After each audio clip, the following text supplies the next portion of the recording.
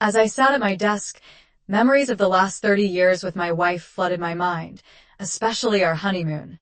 I found myself reminiscing about the best moments of my life, like those unforgettable days in Florida with Jocelyn. Reflecting on that trip brings me a deep sense of nostalgia and gratitude. It was such a magical experience that it remains one of the most treasured memories in my heart. From the very beginning, it felt like we had left the worries of the world behind, entering a serene, peaceful space. Hand in hand, we strolled along Clearwater Beach, with the warm waves gently lapping at our feet.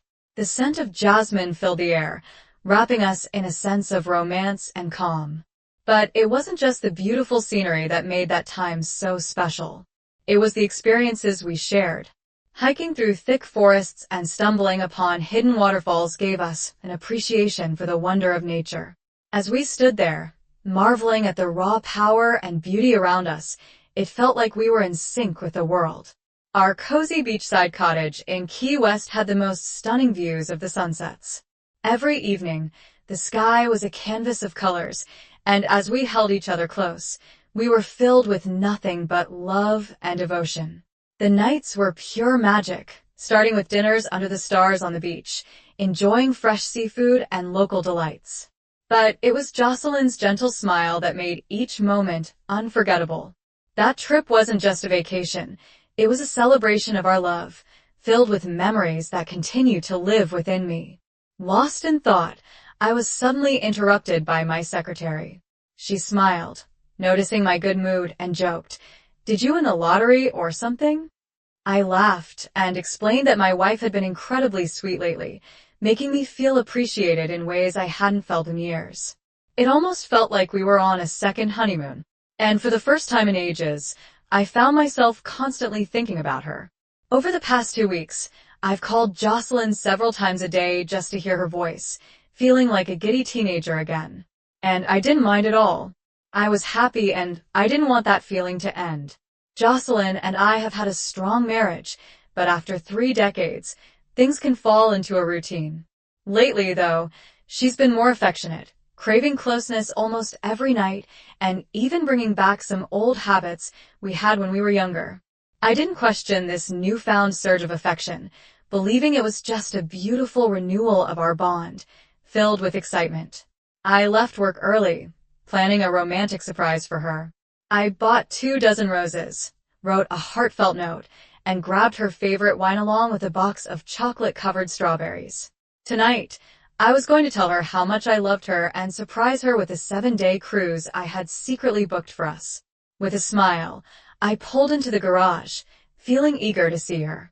I climbed the stairs to the kitchen, expecting to find Jocelyn there, but instead, I was greeted by our daughter, Sharon, who was sitting at the table.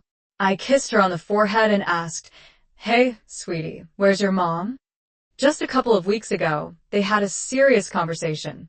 "Sharon, I'm not sure about this," Jocelyn had confessed.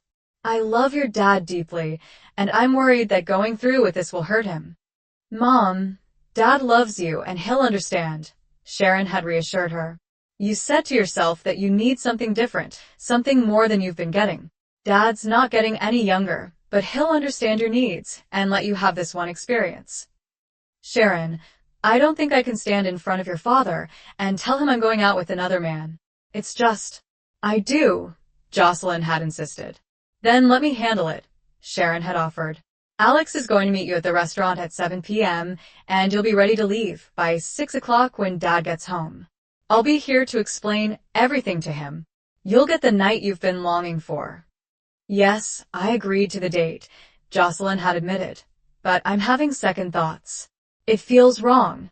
How can I face your father after agreeing to go out with another man? Well, Sharon had suggested you could keep it from him during these 2 weeks. Show him just how much you love him. Let him see there's nothing to worry about. And when I explain it all, he'll understand that this isn't about love. It's about having a little fun and making a new friend. Reach out to him. Make him feel like the man you fell in love with, and when I tell him what's going on, he'll welcome you back with open arms. Trust me, Mom. Dad loves you and has always given you what you wanted. This will be no different. You think so? Jocelyn had asked, still uncertain. Maybe you're right after all. It's just one night. It doesn't mean I'm leaving your father. Having a bit of fun 30 years later shouldn't be a big deal. I'll show him just how much he means to me every night until the date, and when I get back, I'll do everything I can to make him the happiest man alive. Jocelyn had resolved, I just need to make him feel loved and appreciated. He's a really great guy, and this experience will be one of a kind for you. Sharon reassured her mother. Now I've got to head home and cook dinner for Adam. Thanks, sweetie, and say hi to Adam for me. What are you two finally going to give us, grandkids? Sharon teased. Soon, Jocelyn replied. We've already talked about it, and we're planning to start trying in a few months, before heading out the door. Jocelyn sat alone in the art studio that Floyd had built for her in the backyard, staring at her latest project.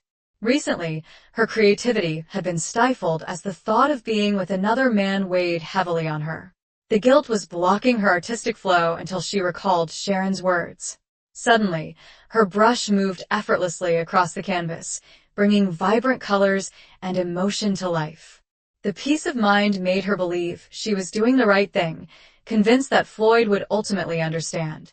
Sitting there, lost in her thoughts, she muttered to herself, Floyd might be upset at first, but I know I can make him understand. I truly love him. He's been such a wonderful husband and father. I'll be the best wife to him and show him just how much he means to me.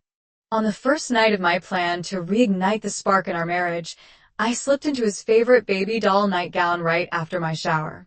I took extra care with my hair and makeup, and when Floyd walked through the door, I greeted him in heels, in that nightgown, whisking him off to the bedroom. I surprised him with something we hadn't shared in a long time, and his beaming smile filled me with warmth. Jocelyn, that was the best homecoming I've had in years, Floyd said, his eyes gleaming. What brought this on? He asked. I just wanted to show you how much I love you, how special you are. I responded, smiling up at him. Did you enjoy it? I did.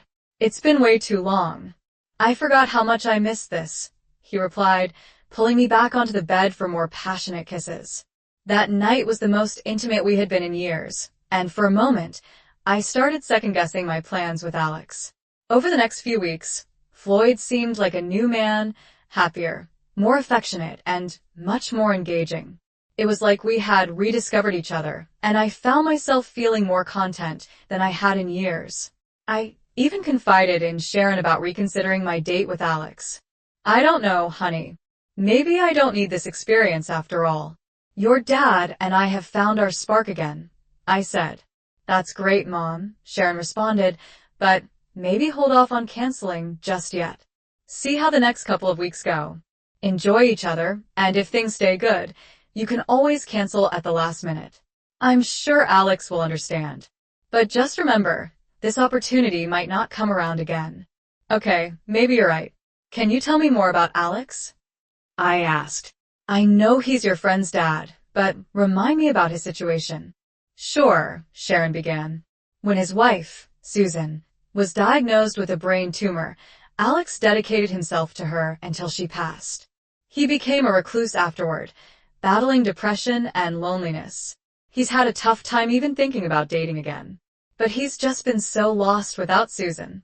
As I listened to Sharon explain his story, something clicked in my mind. I think I might have a solution for both of you, Sharon continued. I told him about how much you love Dad, but how you've been wanting to reignite things in your relationship. We talked about going on a date, not for some long-term romance, but to explore friendship and maybe more without you having to abandon Dad. When he saw your picture, his whole face lit up. He smiled and asked, "Do I really have a chance to take her out?" I told him, absolutely. Once Mom hears about you and sees your photo, she won't turn down this opportunity. He did ask, though, what about your dad? Will he be okay with her going out with me, considering she's his wife? And I told him, trust me, Dad would do anything to make Mom happy. You two need each other right now, and I think you could be great friends. Leave the rest to me. Sharon's words stuck with me, and the following day, Alex gave me a call. After a lovely chat, he asked if I'd like to join him for dinner and spend the evening together. His compliments about my photo made me feel like a schoolgirl again, butterflies and all. The thought of something new excited me, and we both eagerly agreed to meet. Although he offered to pick me up, I insisted on meeting him at the restaurant instead. Over the next few days, our texts became more playful, and the anticipation for our date grew as the night approached. My text with Alex could have easily failed any loyalty test, but I was caught up in the excitement. I couldn't stop thinking about the date, even though thoughts of Floyd never left my mind. Still, I poured even more energy into our nights together. Floyd couldn't stop smiling while I secretly harbored this overwhelming desire for closeness, a kind of fulfillment that went beyond my wildest dreams. I cherished Sharon. She had grown into such a beautiful woman, someone I was incredibly proud of. I regretted not spending more time with her while she was growing up, but I did my best to provide for her, and tried to be there when I could. When I saw her, I greeted her with a smile that held a touch of embarrassment. "Sweetheart, what brings you here? And where's your mom?" I asked, setting down the 24 roses, a bottle of wine, and the box of chocolates on the table. "I've got a special surprise planned for her tonight, and I can't wait to see her reaction," she said. Reaching into my jacket pocket, I pulled out the travel itinerary and tickets for a week-long cruise. "I'm taking your mom on a 7-day trip aboard the new yacht, Serenity." I was so excited to see her joy when she found out, but I added, "Don't say a word, okay?" I want it to be a surprise. The word Daddy always tugged at my heartstrings, bringing back memories of her as a little girl curled up in my lap. But something was off this time. I could see tears forming in her eyes, and she looked like she was struggling to speak. "Dad, we need to talk," she finally said, a tear escaping down her cheek. Seeing the concern in my eyes, she urged me to sit down, and I complied, bracing myself for what I sensed was bad news. "What's wrong? Is everything okay with your mom?" I asked, my heart racing. "Mom's fine, but there's something you need to know," Sharon began, her voice trembling. After a long pause, she continued, "Dad, you know how much Mom loves you, and she's been talking about how great things have been between you two lately, right?" "Yeah, and I love her too. That's why I'm doing all of this." My stomach tightened as her tears flowed freely, and I could feel something terrible was coming. "I'm really sorry, Daddy," she said. The words hit me like a freight train. "But Mom, she went on a date." I sat there in stunned silence, processing the words but not fully understanding their weight. Her tears flowed as my mind struggled to connect the dots, and anger began to bubble up inside me. "Sharon, what are you saying? Where is your mother?" I demanded, my voice rising. She flinched at my tone, clearly scared by the intensity of my reaction. "Dad, please listen," she pleaded. "Mom loves you, but she's out with someone else tonight, and she won't be home until tomorrow. She didn't want to tell you herself, because she didn't want to hurt you. It's just for one night, and she'll come back tomorrow." I blinked in disbelief, my mind rejecting the idea. "What? This has to be some kind of joke. Your mother would never betray me like this. We've been so happy lately. I just don't believe it." "Dad, I know it's hard to hear," Sharon reasoned, her voice soft. "But after 30 years of marriage, Mom felt like she needed something new. It's just one night, and she'll love you even more for understanding." I stared at her, trying to make sense of what she was saying. "Sharon, why are you involved in this? This is between your mother and me. You shouldn't be in the middle of it. How did she drag you into this?" "Dad, you know Mom and I are close," Sharon explained, her voice cracking. "We talk about everything. She confided in me that things had slowed down between you two, and she felt neglected. My friend's dad lost his wife a few years ago, and he was so lonely. I thought they could help each other, so I introduced them." I shot out of my chair, knocking it over. "Are you telling me you set your mother up on a date with your friend's father? Is this real? Did you really do this?" Sharon cowered under the weight of my anger as I towered over her, pacing the room in disbelief. "Answer me, Sharon. My wife, your mother, is out with your friend's dad because of you. How could you do this to me?" "I'm sorry, Daddy, I really am," she said, her voice barely a whisper. It sounds bad when you put it that way, but I did it out of love for both of you and for him. Love. Love for them. What about me? Do I mean nothing to you? Am I just some fool you can toss aside while you play matchmaker? Where's she, Sharon? Where is your mother? And what did you mean when you said she won't be home until tomorrow? Dad, they went to a restaurant, but I don't know which one, Sharon answered, her voice shaking. And yes, they're spending the night together, but it's just this one time. I swear she'll be back tomorrow. And she only loves you.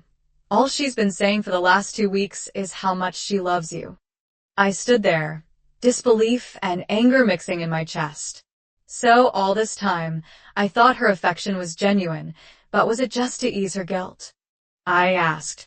Well, Sharon, this won't end the way you or your mother think it will. I promise you that. Tears streamed down her face as she pleaded with me. It's not like that, Dad. She never pretended to love you. She's been doing everything she can to show you how much she cares. Can't you give her just this one night? You've had 30 great years together. She loves you so much and can't imagine life without you. Please don't throw it all away. No, Sharon, irraplia coldly. That ship sailed the moment your mother agreed to go out with another man. Who is this guy, anyway? She asked, trying to calm me down. He's my friend, Mary's dad. He's really nice, and I think you two would get along if you met. Oh, really? You think we'd be great buddies, huh? Maybe we can start hanging out, and I can offer him your mom on the weekends. Is that it? Maybe we can even be drinking buddies while I watch him date my wife. Sharon sank into her chair, realizing her plan had unraveled before her eyes. She had never seen me this angry before, and my sarcasm cut deep. After pacing the room a bit longer, I finally regained some control over my emotions. Listen carefully, Sharon, I said, my voice filled with venom. I want you to leave now. I need to be alone to process what you and your mother have done to me. Don't call me, don't write, don't try to reach me. You are no longer my daughter. You're dead to me. Do you understand? I'm not your father anymore. Dad, no, please don't say that. I love you, and I want to stay here with you tonight. Mom and I planned for me to stay so you wouldn't be alone. Please don't send me away, she sobbed, her face buried in her hands. Leave, Sharon, I said coldly. Your level of disrespect makes me question whether you ever truly respected me as your father.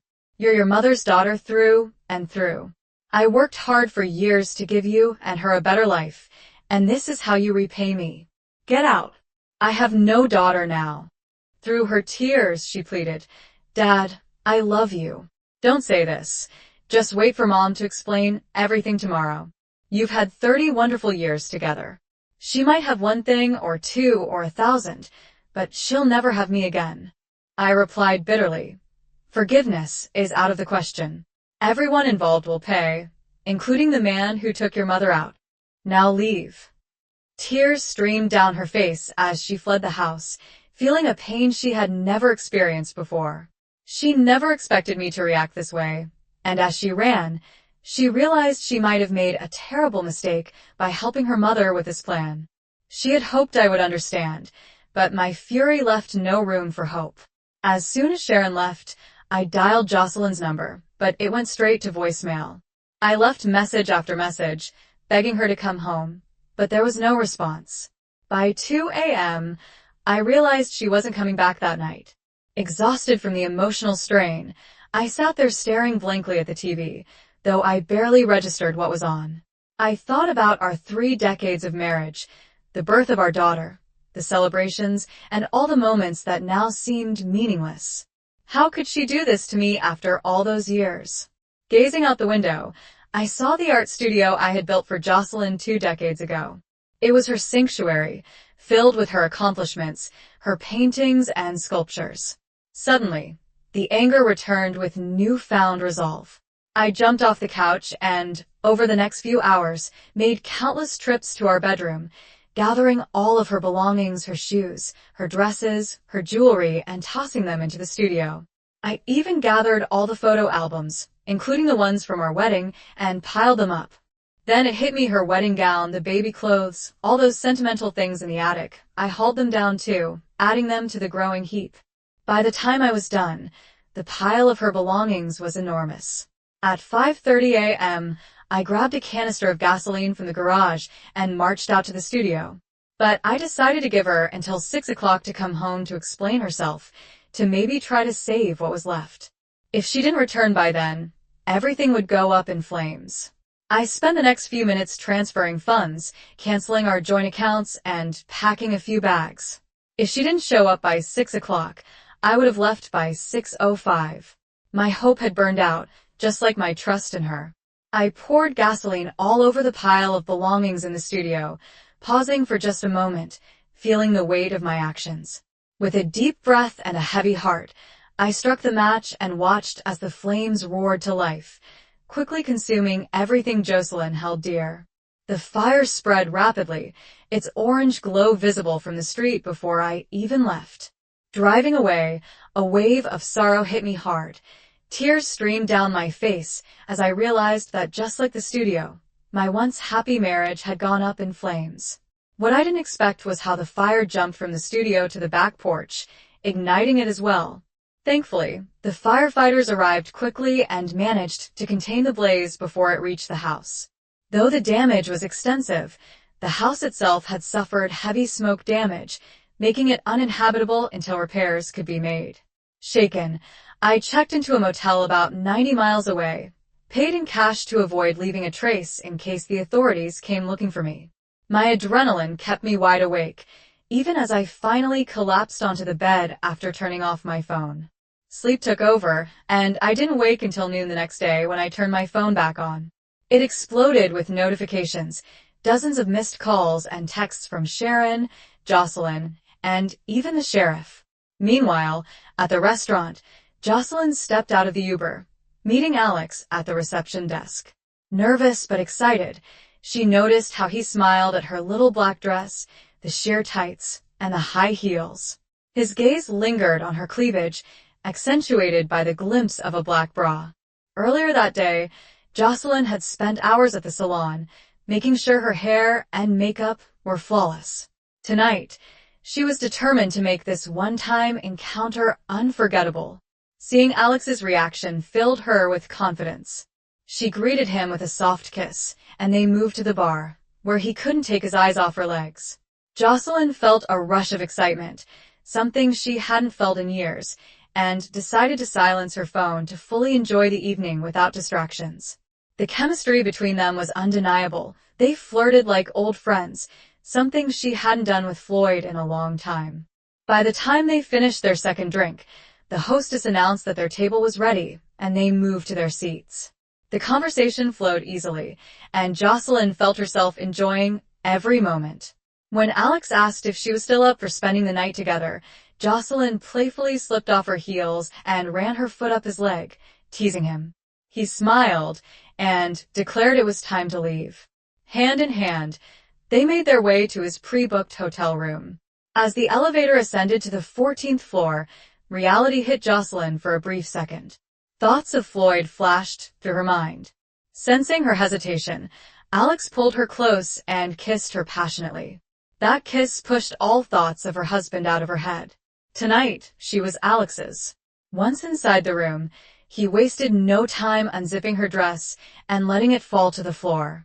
His touch sent shivers down her spine. Time seemed to stand still as the night unfolded, filled with sensuality and tenderness. Jocelyn found herself completely lost in the moment, surrendering to the experience. Later, when Alex confessed his attraction to her, she felt a pain of guilt but quickly pushed it aside. This night was about them. They made love again multiple times throughout the night, and once more in the morning. It was the most intense physical experience Jocelyn had ever had, and she felt a rush of pride for allowing herself this indulgence. The next morning, bathed in sunlight, Alex held her close. "Jocelyn, you're an extraordinary woman," he said softly. "I believe I'm falling in love with you. Can we see each other again?" Jocelyn felt her heart race. "Alex," she started delicately, "last night was amazing, and you're a wonderful man, but I'm married, and I can't do this again. It was a one-time thing. Please think about it before you say no." Alex urged, "Your husband doesn't seem to mind if you let this continue. I know I can make you happy. All right, I'll think about it, Jocelyn said softly, giving him one last deep kiss. As much as she enjoyed being with Alex, her heart belonged to Floyd, and she hoped he could forgive her for what she had done. After breakfast, Alex drove Jocelyn home. She switched on her phone for the first time since the night before and was overwhelmed by the number of missed calls and texts. Seeing Floyd's messages, a wave of guilt washed over her. She had caused him so much pain, and now she had to face the consequences. As Alex pulled into her neighborhood, Jocelyn's heart sank when she spotted fire trucks and police cars outside her house. Though the front of the house seemed intact, panic gripped her. "Mom, where are you?" Sharon's voice came through the phone as soon as Jocelyn answered. "I'm almost home, sweetie. What's going on?" "There was a fire at the house. We've been trying to reach you all night, but your phone was off.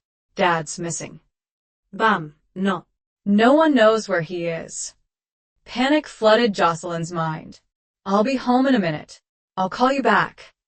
As Alex pulled into her street, Jocelyn saw the firefighters gathered near the house. She hurried over, a knot tightening in her stomach. "Are you the homeowner?" one of the firefighters asked, as curious neighbors watched her arrive with Alex, an unfamiliar man.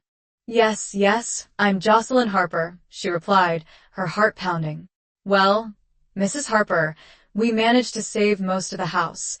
Only the back porch was damaged. But you won't be able to stay here until the smoke damage is cleaned up, unfortunately," the firefighter continued. "The studio at the back couldn't be saved." Jocelyn's knees buckled, and Alex caught her just in time, guiding her to sit down on the curb. "Is everything in the studio gone?" Jocelyn asked, her voice trembling. "I'm afraid so," the firefighter said gently. "All that's left are remains. We're still investigating the cause of the fire, but a police detective would like to speak with you," the firefighter added. Jocelyn stood up shakily, heading toward the back of the house, where she was met by Sergeant Bennett. "Mrs. Harper, do you have any idea what might have caused the fire?" he asked. No, Jocelyn de Blythe-Weekly. "I wasn't home last night. Are you her husband?" the sergeant asked, turning to Alex. "No, just a friend," Alex answered, his face readable as the sergeant raised an eyebrow. "Do you know where your husband is?" the sergeant pressed. "I don't," Jocelyn admitted. "I haven't spoken to him." "And where were you last night?" the sergeant asked, his tone growing more serious. "I was with Alex at the Hilton downtown," she answered quietly, shame creeping into her voice. She could feel the weight of judgment in the sergeant's eyes as she stood amidst the wreckage of her life. "I had just admitted to the detective that I didn't spend the night with my husband, and now he was missing too." The detective had more questions. "Mrs. Harper, are you and your husband separated? Do you have any idea where he was last night?" "No, we're happily married," Jocelyn insisted, though the words felt ridiculous after she had just confessed to spending the night with another man. "When you do hear from him, please give him my contact information," the detective instructed, handing her his card. A wave of emotions hit me, anger and fear. Anger at the destruction of my sanctuary, and all my hard work now lost in flame. Fear of Floyd's rage, and what it might mean for our marriage. I had to find him to explain myself. I called Sharon. "Sharon, have you heard from your dad?" "No, I haven't spoken to him since last night." "Mom, why didn't you stay with him like we planned?" she asked. "He kicked me out and disowned me," she revealed, her voice breaking. Those words sent a chill down my spine. Floyd had never said anything like that before. If he really did disown her, it was worse than I could have imagined. When I entered the house, the smell of smoke hit me immediately, and the walls were stained with soot. Our cozy home was now a disaster, uninhabitable until repairs could be made. I went to the bedroom to gather some clothes, but when I opened the closet, I froze. All my things, clothes, shoes, jewelry, were gone. My heart pounded as I rushed to my nightstand to find my wedding rings, but they weren't there. Panic set in. If Floyd saw the rings missing, he must have assumed the worst. I scoured the house looking for any sign of my belongings, but they had all been cleared out. A horrifying realization hit me. He had destroyed everything. I ran to the studio, hoping against hope that some of my things had survived. Among the debris, I found photo frames and fragments of clothes. It was clear Floyd had obliterated everything, severing me from his life in one devastating blow. In tears, I called Sharon again, telling her what had happened. I didn't know where to go. Alex had offered me a place to stay, but I didn't want to see him. I needed to be alone. I've lost your father, I sobbed into the phone. Mom, don't say that, Sharon pleaded. Dad loves you. I know he does, but he burned everything, Sharon, my clothes, my paintings, the studio. Everything's gone. I hurt him, and I don't blame him. What I did is unforgivable. I should have talked to him instead of going on that date. Mom, don't blame yourself, Sharon said. You can stay with us until the house is fixed. We'll buy you new clothes and get you settled tonight. But all my work, everything I've built for 20 years, is gone, I lamented. My tears drew the attention of some neighbors passing by just then. My phone rang. It was Floyd, barely able to breathe. I answered. Floyd, is that you? Jocelyn. Floyd, please, where are you? Come home. We need to talk, I begged. No, Jocelyn. I know everything from your daughter. Yes, your daughter, not mine. You're both dead to me. This may be the last time we talk. No, Floyd, please don't say that. I love you. The studio, it's gone. Did you do this, Jocelyn? You did this, not me. Maybe I didn't physically start the fire, but your betrayal is what burned everything to the ground. When I saw your wedding rings left behind and realized you gave yourself to someone else, you died to me. What you did is unforgivable. Floyd, no, please. We've had 30 wonderful years together. Can't we talk and work this out? No, Jocelyn. You planned to betray me. You gave me 2 weeks of love to ease your guilt, and then cheated with our daughter's help. There's no way to accept or forgive such treachery. Floyd, don't do this. I love you. I pleaded. This is over. Contact my lawyer for anything further. Goodbye, Jocelyn. Floyd, wait, Floyd. I screamed into the phone, but he was already gone. I collapsed onto the ground, feeling like my entire world had been ripped away. Sharon arrived just as I was calling Floyd again, tears streaming down her face as we embraced, mourning the loss of everything we held dear. We couldn't stay in the wreckage of our home, so we headed to Sharon's house. When we got there, Sharon told her husband, Mike, everything. He was horrified by what he heard. Sharon, you arranged a date for your mother with another man, and you knew your dad would be alone. How could you do that to him? He was a good man, and you've shattered him. I'm shocked and disappointed. We need to talk about ourselves now. Having children is on hold until I figure out where your values lie, because I don't share them. Sharon was taken aback by Mike's anger.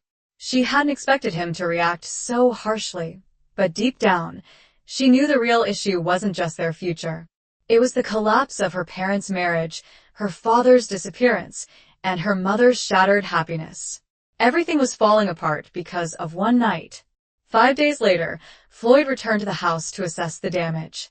He chose not to file an insurance claim to avoid further costs.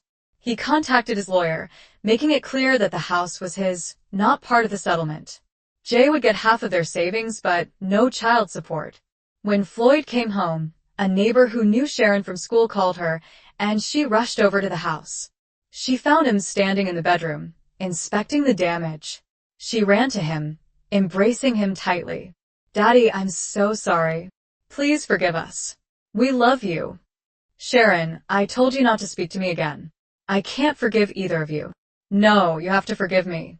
I'm your daughter. You love me. I don't have a daughter anymore. Just a woman who broke my heart. Now leave me alone. Dad, Mom needs you. She's miserable. She misses you terribly. Please come over and talk to her. I will never speak to her again. Our marriage ended the moment she went on that date and left her wedding rings behind. You can both contact me through my lawyer. Are you really going to end 30 years of marriage? Sharon asked, her voice trembling. No, your mother ended it when she chose another man over me. You both destroyed my happiness, and I won't forgive or forget. Now get out, Floyd said coldly.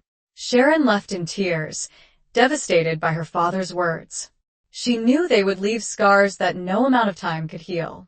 The next day, Jocelyn received divorce papers. She was overwhelmed, finally realizing her marriage had ended because of her infidelity. She tried to reconcile, sought counseling, and begged Floyd to talk, but he stayed silent.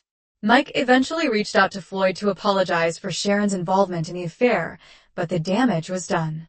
Mike reconsidered having children with Sharon, now uncertain about her loyalty and values. They went into couples counseling, trying to salvage their marriage. As for Jocelyn, she hoped to return to their rebuilt house, but the divorce decree awarded it to Floyd. She received half of their savings and $3,000 a month in alimony for 10 years, but Floyd had no intention of paying. Jocelyn was forced to find a job, something she hadn't done in 30 years. She moved from Sharon's apartment to a small one-room flat near the city, taking a job at a small art gallery to make ends meet. Her once comfortable life was gone, along with the marriage she had taken for granted, all for one thrilling night. No amount of tears could wash away the regret and pain of that one affair. The man she had loved for 3 decades, the man who had built the life with her, was gone. Sharon spiraled into a deep depression after her parents' divorce. She sought solace in therapy, trying to save her crumbling marriage. Months later, the house was fully restored, and Floyd continued to make the court-mandated payments. Then, without warning, he sold the house. After the sale, Jocelyn went to see him, desperate for reconciliation and forgiveness. When she rang the doorbell, a young couple opened the door.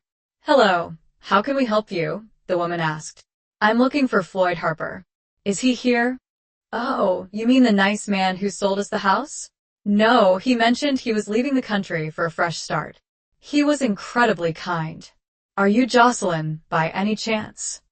"Yes, I am Jocelyn," she replied, her voice trembling. "He left an envelope for you," the woman said. "He asked me to give it to you if you ever came by." "Thank you," Jocelyn whispered, her heart sinking. "Enjoy your new home." Jocelyn sat in her car, tears streaming down her face, realizing she would never see Floyd again. The love she had so recklessly discarded was now truly gone. Returning to her small apartment, she sat on her bed, her hands shaking as she opened the letter. "Jocelyn, 30 remarkable years. I will forever cherish the beautiful life we shared. You are my first and only love, and I regret deeply that I couldn't be the husband you needed. If I had known you needed more, I would have moved mountains for you. But you chose to walk this path alone, and so our marriage ends the same way, alone. Those 2 wonderful weeks before your betrayal, I actually believed you had rekindled your love for me. They were the happiest weeks of our entire marriage. Learning from Sharon that you used those days to distract me from what was really happening shattered me that night. I came home eager to surprise you with 2 dozen roses, your favorite chocolates, and a special bottle of wine. I had planned to surprise you with a weekly yacht cruise to celebrate our love. But discovering that your affection was just a cover for your affair left me utterly humiliated. Congratulations, Jocelyn. You've destroyed me in our marriage. I can't stay in this city any longer. I've resigned from my job and started a new life in another country. Don't bother looking for me. I have no desire to speak to you or our daughter again. This chapter of my life is closed, and I am beginning a new one without either of you. It will take me years to heal from the pain you inflicted, but I will recover without you. I hope that night was worth everything we had together. I suspect it was. You and Sharon will have plenty to talk about. Have a happy life, and please forget me, as I already have forgotten you, Floyd." Jocelyn thought she had no tears left, but after reading Floyd's letter, she cried uncontrollably. She curled up on the bed, overwhelmed by the regret and sadness that had replaced the excitement and memories of her night with Alex. Now 52 and alone, she saw nothing but a bleak future ahead. One unselfish night had cost her everything. Meanwhile, Floyd had confronted Alex late one night before he left for Costa Rica, showing up unannounced. Floyd pushed his way into Alex's home. "I'm Floyd Harper, Jocelyn's husband. You stole her from me." Alex tried to explain, but Floyd was in no mood to hear excuses. The anger and pain he'd been harboring for weeks exploded in a matter of minutes. Floyd wielded a crowbar and left Alex broken and bruised. As Floyd walked away, he warned, "Take my advice. Messing with a married woman is bad for your health." By the time Alex reached the ER and reported the assault, Floyd was already boarding a flight to Costa Rica, far beyond the reach of U.S. law, without extradition for assault charges. Floyd was free. Alex spent weeks in the hospital and months in physical therapy, adjusting to his new life. His reconstructed knees and the 25 stitches on his face served as permanent reminders of that fateful night with a married woman. Hearing about Alex's assault, Jocelyn and Sharon were devastated. The guilt from knowing they had caused Floyd's anguish only deepened their pain. They realized, too, late, the far-reaching consequences of their actions.